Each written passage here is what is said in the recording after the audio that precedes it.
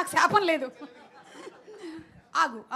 Yes and your actually ఈ శాపం concept పెట్టిందే నీ గురించి, రచరవి గురించి. ఓకే, నా గురించి కాదు, రచరవన్ గురించే. ఏడే అన్నయ్య చాలా థ్యాంక్స్ అండి. ఫస్ట్ వైజయంతి మూవీస్కి చెప్పాలి. వరుసెట్టి 10 మూవీస్ ఇచ్చారు, అదే 10 ప్రాజెక్ట్స్ ఇచ్చారు నాకు. ఇందులో చెప్పాలంటే నన్ను వీళ్ళే పోషిస్తున్నారు నన్ను ఇండస్ట్రీకి వచ్చాక.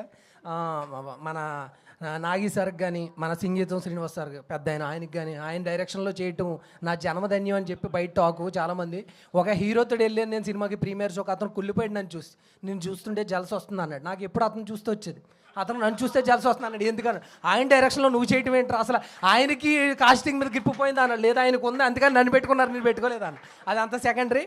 నాగి సార్కి మన సంకల్ప్ గారు, అతను కూడా నాగి సార్లో మంచి గొప్ప డైరెక్టర్ అవుతాడు ఫ్యూచర్లో. కెమెరామెన్ గారు చెదగొట్టేశారు. ఇంకా దేవిశ్రీ ప్రసాద్ గారు అయితే రంగస్థలంలో ఆ నైట్ సీను కొట్టినప్పటి నుంచి నాకు ఆయన అంటే చాలా ఇష్టం. ఇందులో చెతక్కొట్టి ఇసురు అవతల పడదొబ్బారు, మామూలుగా లేదు, బేబచ్చం చేశారు. ఈయనైతే సేమ్ సింగర్లా పాడారండి.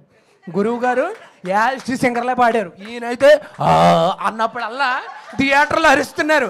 నేను అన్నాను ఆయన ఏంటి గూగుల్ పేకింగ్ చేశాడా, ఎందుకు అలా అరుస్తున్నారంటే ఆయనకి వీళ్ళకి సంబంధమే లేదంట. కుర్రోళ్ళు ఎదర బెంచుల మీద కూర్చొని ఇష్టం వచ్చినట్టు అరుస్తున్నారు ఆయన మాటలకి. కట్ చేశారా?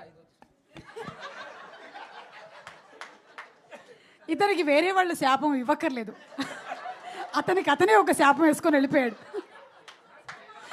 ఎస్ రవి, చెప్పు రవి చెప్పు.